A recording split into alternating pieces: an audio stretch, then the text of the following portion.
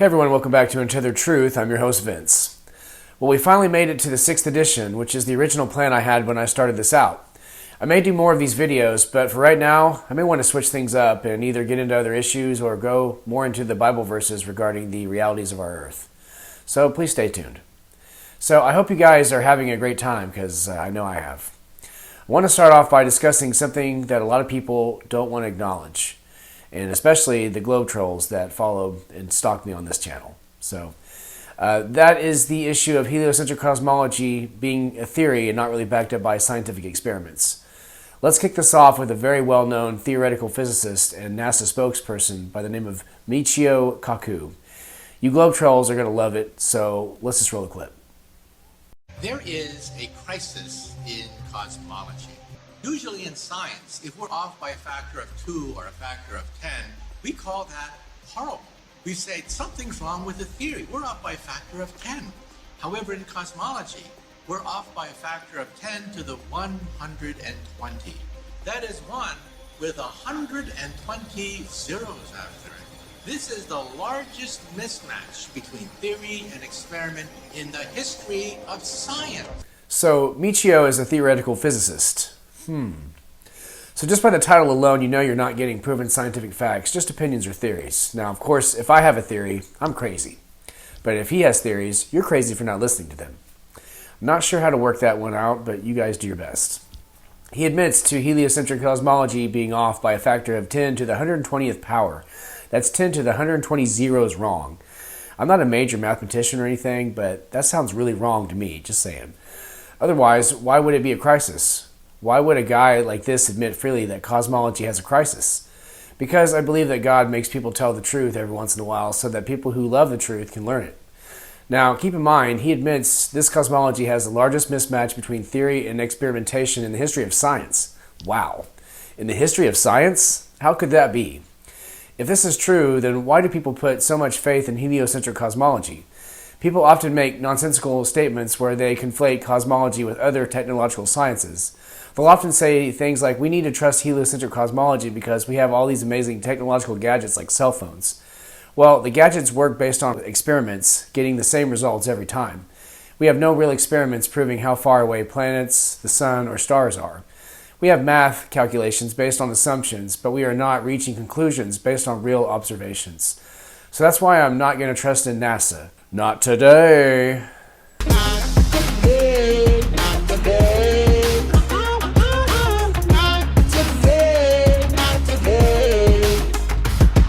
In the next clip, we're going to discuss a special type of lunar eclipse that proves the Earth's shadow is not the source of the eclipse. Take a look. There's been so many instances of lunar eclipses where the sun and the moon are both above the horizon while the eclipse is taking place. Look it up for yourself. It's called a selenelion. And you can find websites that'll tell you. I'll show you one right here. What makes October 8th lunar eclipse so special? It's an impossible occurrence. It says, on Wednesday early morning, those watching the sky in North America will be able to witness the most unique total lunar eclipse yet.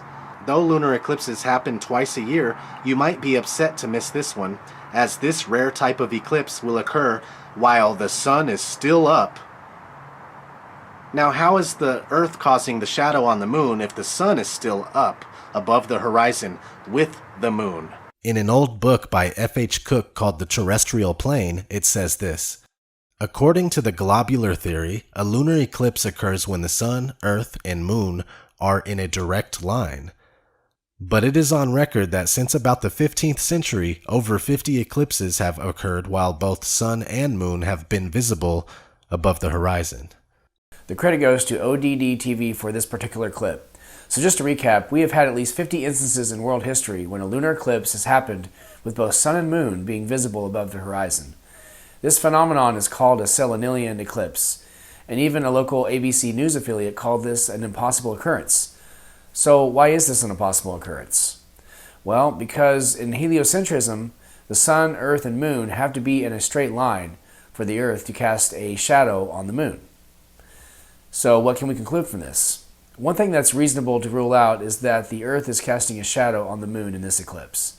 A popular theory that many flat earthers believe is that there are dark bodies that create these eclipses of the sun and moon, and not the earth or the moon themselves.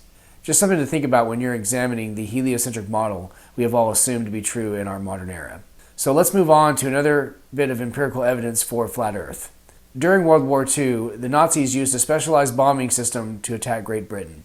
This was known as Knickerbein, and it was a system that I think you'll find very interesting. Let's watch. Before the start of World War II, German scientists developed a blind landing navigation system for aircraft. Essentially, aircraft tuned in to a certain frequency would know the location of the center of the runway by using a radio beacon as a guide. After World War II broke out, German military scientists soon realized that the same technology could enable German bombers to locate specific targets in England even in the darkest of nights. This secret system was called Knickerbein. In short, the radio beam from a single transmitter would guide the German bombers on a line towards the target, but one beam could not tell the bomber when they were over the target. A second transmitter was set up so its beam crossed over the target, indicating when the airplanes should drop the bombs. British intelligence, led by R.V. Jones, slowly became aware that such bombing beams may have existed, and presented the information to Frederick Lindemann, Winston Churchill's leading science advisor.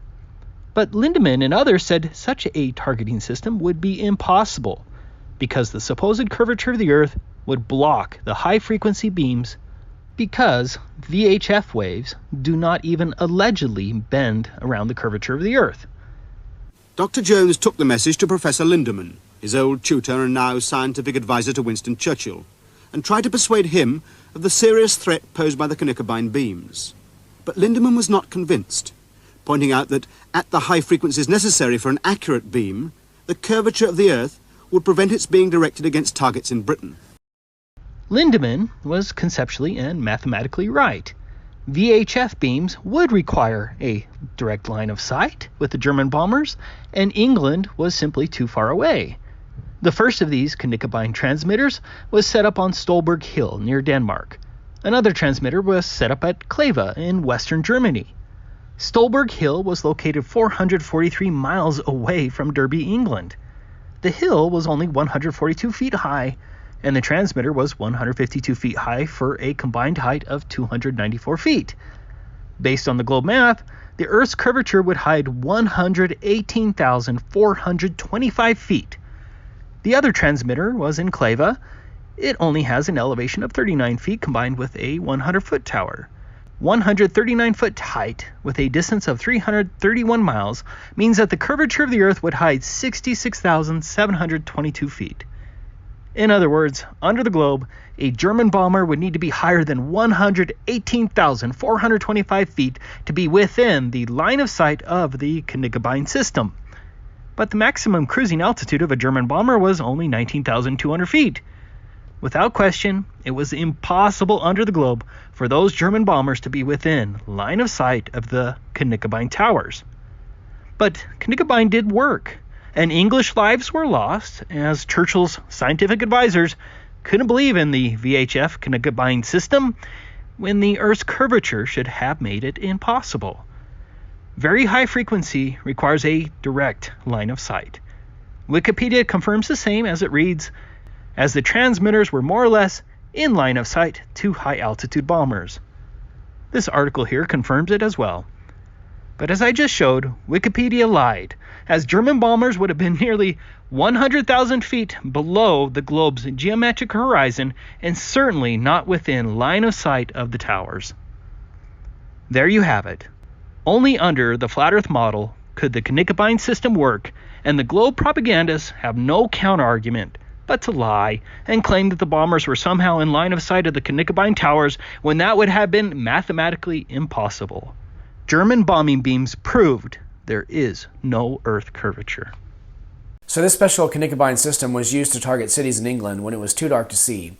One of the beams helped pilots reach the target city, and the other beam was used to indicate when the pilots could drop the bombs. Frederick Lindemann dismissed what R.V. Jones revealed to him about this technology, saying that the Earth's curvature over that distance would make this impossible. However, it obviously worked, and many lives were lost in England because of heliocentric indoctrination. Now just keep in mind that these were high-frequency VHF beams, and they required line of sight with a target to make these attacks work. So these beams traveled hundreds of miles in a straight line, so there is no way these beams are curving over an Earth curvature, and over that kind of distance, to say the least. So there you have it, another bit of empirical evidence for a flat and level Earth. Now I want to address a question many globe believers ask when discussing flat Earth. The objection goes something like this: if the Earth is flat, why can't we see all the stars in the sky or all the continents on Earth from any distance? Well, one of those factors is known as angular resolution, and this short clip will expound more on that. Angular resolution describes the ability of any image-forming device, such as a telescope, microscope, camera, or the human eye, to distinguish small details of an object. It is the minimum angle needed so that an instrument can discern resolvable detail, and it represents the resolving power and precision of optical instruments, which includes the eye. This angle is created at the eye or the lens, and it is based on the diameter of an object and that object's distance from the observer or the device. This angle determines the size of the image that is projected onto the retina. So, once an angle is small enough that it reaches the angular resolution limit, no image can be resolved on the retina, and basically the object disappears. The formula to find the angular resolution of the human eye, or any image-forming device, is the constant of 1.22 times the wavelength of light divided by the diameter of the lens aperture or entrance pupil. Once you figure out the angular resolution of, say, the human eye, you can then determine how large or how far away an object must be for you to be able to resolve it. In other words, for you to be able to see it. This is the limit of eyesight, or the resolving power of a telescope, camera, or microscope. Anything beyond this limit cannot be seen. I know that was pretty technical, but to sum it up, every optical instrument, whether it is the human eye, a camera, or a telescope, has a limited ability to see things from a certain distance. There is an angle limit to what can be seen with any optical instrument. There are, of course, atmospheric opacity that affect how far away something can be seen, but this, in short, is the main reason why we can't see from infinite distances. Now, I want to close this out with a final clip. Taboo Conspiracy shared a frozen lake test done by Grota 1, in which different colored lights were seen from 5 to 8 miles away at a few inches above the lake. Let's just check it out.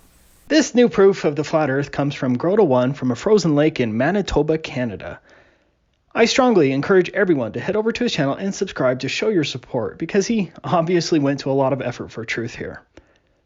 For this curvature test, Grota 1 essentially set 4 lights at around 1 foot above the water and ice. He set up his camera at about 8 miles away from the furthest light and 5 miles away from the closest light. The lights were spread out at about a mile apart. At each location, Grota 1 drilled down to the water just to confirm that he wasn't on some irregular ice formation, and to also ensure that his test was on a level surface. The furthest light from the camera was the red light at 8 miles from the camera. The blue light was at about 7 miles, the yellow was at 6 miles, and the orange light was the closest one at 5 miles away from the camera. You should definitely watch his video where he goes into much more detail, but here he is sitting in his truck at a distance of 8 miles from the red light. Notice that the lights are all on the same flat plane. There is no Earth bulge and no physical globe horizon. Next, Grota 1 lowered his camera to only 12 7/8 inches above the surface.